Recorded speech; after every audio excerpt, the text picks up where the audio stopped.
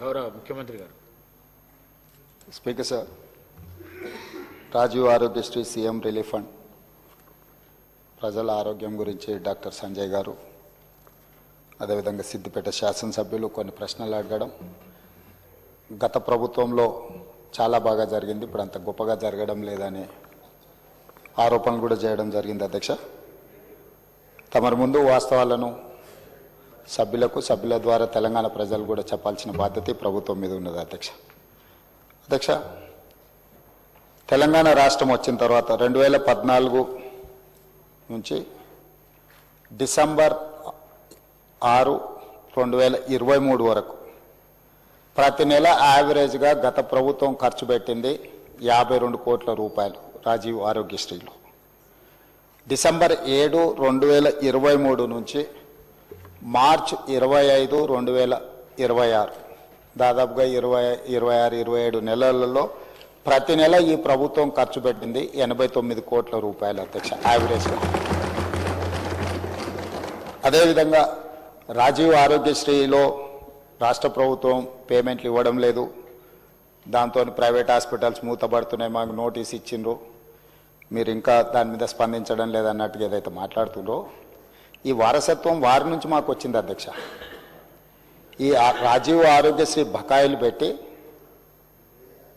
అధికారాన్ని కోల్పోయి ఆ భారాన్ని మా నెత్తి మీద పెడితే ఆ భారాన్ని మోస్తూనే మేము 5 లక్షల నుంచి 10 లక్షల రూపాయలకు పెంచడం జరిగింది. అధ్యక్ష, ఆ విషయం కూడా 7 తారీఖు నాడు మేము ప్రభుత్వం బాధ్యత తీసుకున్నప్పుడు 7/12/2023 నాటికి గత ప్రభుత్వం నుంచి వారసత్వంగా మాకు వచ్చిన భారము 600,27,00,000.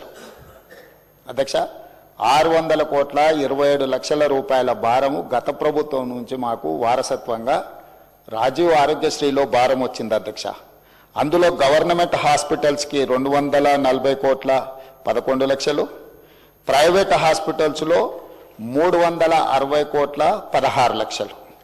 అదేవిధంగా అధ్యక్ష, మేము ప్రభుత్వం వచ్చిన తర్వాత మేము చేసిన పేమెంట్స్ 7/12/2023 నాడు మేము పదవి చేపట్టినాక 8/12/2023 అంటే ఫైనాన్షియల్ ఇయర్ 2023-24 అంటే కంప్లీట్ మార్చ్ 31, 2024 వరకు వాళ్ళు లేరు. అధ్యక్ష, 3 నెలల ముందే ఈ ప్రభుత్వం బాధ్యత తీసుకున్నది. ఈ ప్రభుత్వం బాధ్యత తీసుకున్న 8/12/2023 నుంచి ఈ రోజు వరకు 2,408 కోట్ల రూపాయల 51 లక్ష ఇప్పటి వరకు మన ప్రభుత్వం పే చేసింది. అధ్యక్ష, ఇందులో గవర్నమెంట్ హాస్పిటల్స్కి 927,99 లక్షలు, ప్రైవేట్ హాస్పిటల్స్కి 1,480,52 లక్షల రూపాయలు. అంటే గవర్నమెంట్లో 34 కోట్లు పర్ మంత్ ఇస్తే ప్రైవేట్లో 55 కోట్లు పర్ మంత్ ఇవ్వడం జరిగింది. అధ్యక్ష, అదేవిధంగా అధ్యక్ష, ఈ రోజు అవుట్ స్టాండింగ్, ఇప్పుడు వారు ఏదైతే చాలా అవుట్ స్టాండింగ్ ఉందని అంటుండ్రో, యాజ్ ఆన్ డేట్ 25th వరకు క్యాలిక్యులేట్ చేస్తే ఈ రోజు వరకు 727.75 కోట్లు. అంటే వాళ్ళు ఇచ్చిపోయిన 600కు మేము 28 నెలల అదనంగా బకాయి పడ్డది 100 కోట్ల చిల్లరనే. అధ్యక్ష, మన ప్రభుత్వం ఎక్కడ కూడా ఎప్పటికప్పుడు దాదాపుగా ఇచ్చుకుంటూనే వచ్చినాము. పాత బకాయిలను తిరిగి చెల్లించడానికి, ఆ భారాన్ని వదిలించుకోవడానికి ఇప్పుడు కష్టమవుతుంది. వాటిని కూడా ఏ విధంగా చెల్లించాలనే ప్రణాళిక మనం చేసుకుంటూ వస్తున్నాం. అధ్యక్ష, అందులో కూడా గవర్నమెంట్ హాస్పిటల్స్కి ఎక్కువ బకాయి ఉంది. గవర్నమెంట్ హాస్పిటల్స్కి 496.31 కోట్ల రూపాయలు బాకీ ఉంటే ప్రైవేట్లు ఉన్నది 231.44 కోట్లే. అధ్యక్ష, సో ప్రైవేట్లో బకాయిలు చాలా తక్కువ ఉన్నాయి. ప్రైవేట్ హాస్పిటల్స్ రాజీవ్ ఆరోగ్యశ్రీ నిధులు ఇవ్వకపోవడం వల్ల ట్రీట్మెంట్ అందించడం లేదు, దానివల్ల పేదలకు అన్యాయం జరుగుతుందని ఏదైతే అపోహ కల్పించే ప్రయత్నం చేస్తున్నారో వాస్తవ వివరాలు ఇవి. అధ్యక్ష, అదేవిధంగా గతంలో 2022-23 రాజీవ్ ఆరోగ్యశ్రీలో నెలకు 102 కోట్ల రూపాయలు దాదాపుగా బుక్ అయితే ఈరోజు 25-26లో ప్రతి నెల 184 కోట్ల రూపాయల హాస్పిటల్కి ప్రజలు వైద్యం కోసం వెళ్తున్నారు అధ్యక్ష. అందులో కూడా గవర్నమెంట్లో 54 కోట్లు, 22-23లో ప్రైవేట్లో 48 కోట్లు, ఈరోజు గవర్నమెంట్లో 87 కోట్లు, ప్రైవేట్లో 97 కోట్లు. సో అన్ని రకాలుగా పేషెంట్లు పెరగడమే కాకుండా 5 లక్షల నుంచి 10 లక్షలకు రాజీవ్ ఆరోగ్యశ్రీ ఏదైతే ఇన్సూరెన్సు ఇతర వ్యాధులను కూడా అందులో చేర్చడం వల్ల ఈరోజు దాదాపుగా మోర్ దాన్ డబుల్ ఈరోజు వాళ్ళు వాడుకోవడం జరుగుతుంది అధ్యక్ష. అదేవిధంగా ఈరోజు అంతకుముందు సీఎం రిలీఫ్ ఫండ్ ఒకసారి తీద్దాం అధ్యక్ష. సీఎం రిలీఫ్ ఫండ్ చెక్కులలో జరిగిన అవినీతి వెనకాల ఎవరు పిఏలు ఉన్నారు, ఎవరు ఆఫీసు సిబ్బంది ఉన్నారు, నిన్న మన కేసులు కావడము, ఇవన్నిటిని ఎవరైతే పేరు మీద చెక్కులు తీసుకెళ్ళి ప్రైవేట్ ఖాతాలలో వేసుకొని ఎట్లా సీఎం రిలీఫ్ ఫండ్ను దుర్వినియోగం చేసిండ్రో కేసులు ఉన్నాయి, విచారణ కూడా జరుగుతుంది అధ్యక్ష. కానీ మన ప్రభుత్వం వచ్చిన తర్వాత సీఎం రిలీఫ్ ఫండ్ కానీ రాజీవ్ ఆరోగ్యశ్రీ కానీ ఎమ్మెల్యేలకు ఆన్లైన్లో వెబ్సైట్ ఇచ్చేసి డైరెక్ట్గా ట్రాన్స్పరెంట్గా ఎవరైనా అప్లై చేసుకునే వెసులుబాటు కల్పించి క్లియర్గా ఇస్తున్నాము. మేము ఈరోజు సీఎం రిలీఫ్ ఫండ్ ఈ 27 నెలలలో 2046 కోట్ల రూపాయలు సీఎం రిలీఫ్ ఫండ్ ఇచ్చినాం అధ్యక్ష. 2400 రాజీవ్ ఆరోగ్యశ్రీలో 2040 దాదాపుగా 4500 కోట్ల రూపాయలు ఈ 27 నెలల్లో పేదల వైద్యం కోసము ఈ ప్రభుత్వము సంపూర్ణంగా ప్రయత్నం చేసింది. ఇది సరిపోతుందంటే ఇది సరిపోదు అధ్యక్ష. మేము ఎప్పుడు ఇది సరిపోయింది ఇంకా ఇంతకంటే ఎక్కువ చేయలేమంటలేం. అందుకే ఈరోజు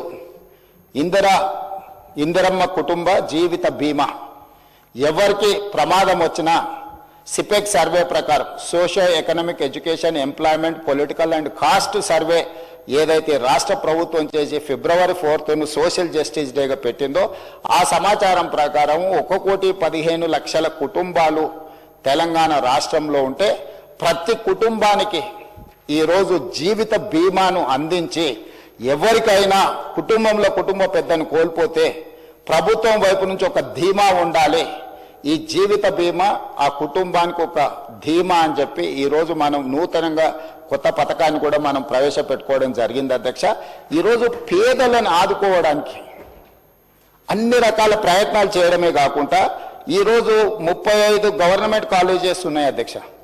రాజీవ్ ఆరోగ్యశ్రీని భవిష్యత్తులో ఏవైతే టీచింగ్ కాలేజెస్ ఉన్నాయో, ఇక్కడ చాలామంది కాలేజీల యజమానులు ఉన్నారు, private medical colleges nursing colleges నడిపేవాళ్ళు. టీచింగ్ కాలేజెస్కి ఏమో పేషెంట్లు రావటం లేదు, చాలా వాటికి పేషెంట్లు పోయే దగ్గరనేమో ప్రొఫెషనల్స్ లేరు.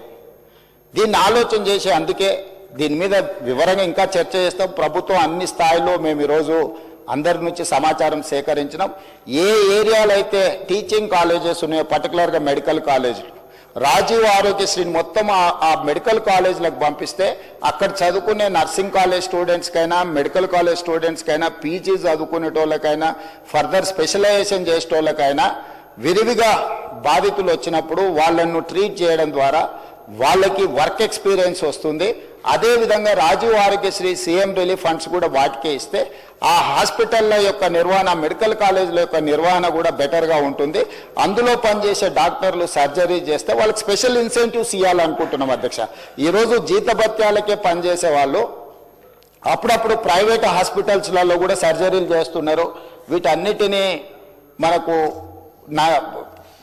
తెలుస్తూ ఉంది. అందుకే ఇప్పుడు ఏం ఆలోచన చేస్తుంది ప్రభుత్వం, ఈ టీచింగ్ కాలేజెస్లో చదువులు చెప్పే ఎవరైతే డాక్టర్స్ ఉన్నారో స్పెషలైజ్డ్ ఉన్నారో వాళ్ళు సర్జరీలు చేస్తే సర్జరీలకు వాళ్ళకి స్పెషల్ ఇన్సెంటివ్ ఇవ్వడం ద్వారా వాళ్ళని ప్రోత్సహించాలని ఈ Rajiv Aarogyasri CM relief fund ఇవన్నీ కూడా ఈ మెడికల్ కాలేజెస్కి ఎప్పుడైతే వెళ్తాయో నిధులు హాస్పిటల్ల నిర్వహణ చాలా పకడ్బందీగా జరుగుద్ది.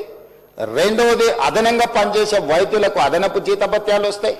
మూడవది ఈరోజు మనము పెద్ద చదువులు చదువుకున్న డాక్టర్లను హాస్పిటల్ల మేనేజ్మెంట్ కూడా వాళ్ళని చూడమంటున్నాం. సో నర్సులు వచ్చిందా, ఊడ్చే వాళ్ళు వచ్చిందా, తూడ్చే వాళ్ళు వచ్చిందా, మిగతా సిబ్బంది వచ్చిందా లేదా అని పెద్ద డాక్టర్లు సూపరింటెండెంట్స్ చూడాలంటే వాళ్ళు చదువుకున్న చదువుకి వాళ్ళ మైండ్ సెట్కి వాళ్ళ వ్యవహార శైలికి ఇది సూట్ అవ్వడం లేదు. అందుకే ఈరోజు ఈ నిర్వహణ మొత్తం సపరేట్ చేసి దీనికి సపరేట్గా ఒక గ్రూప్ 1 ఆఫీసర్నో లేకపోతే ఒక గ్రూప్ 2 ఆఫీసర్నో ఇతర సిబ్బందిని పెట్టి ఈ సిబ్బంది యొక్క నిర్వహణ బాధ్యత మొత్తం ఒక వింగ్ అప్పచెప్పి పేషెంట్లకు ట్రీట్మెంట్ చేసే బాధ్యతను కంప్లీట్గా ప్రొఫెషనల్గా డాక్టర్లతో చేయించాలనుకుంటున్నాం.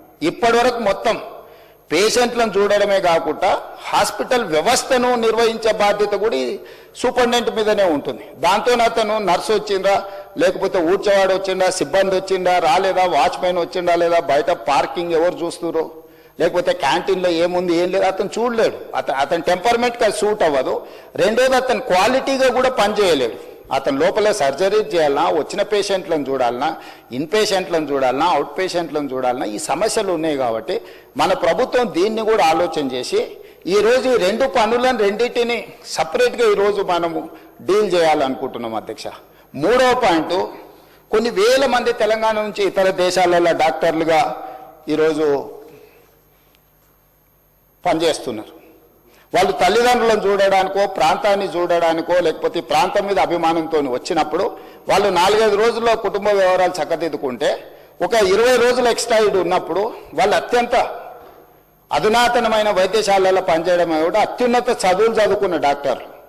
వాళ్ళందరితో నేను మా దామోదర్ రాజనరసింహ గారు మాట్లాడి ఒక ప్లాట్ఫామ్ క్రియేట్ చేస్తున్నాం. డాక్టర్ సంజయ్కి కొంచెం ఇది ఎక్కువ అవగాహన ఉండే అవకాశం ఉంది.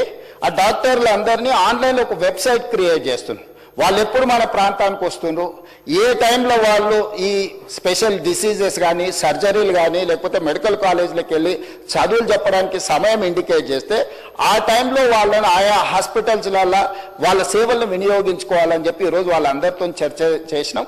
వాళ్ళందరినీ కూడా ఒక కొలికి పట్టుకొచ్చినాం అధ్యక్ష.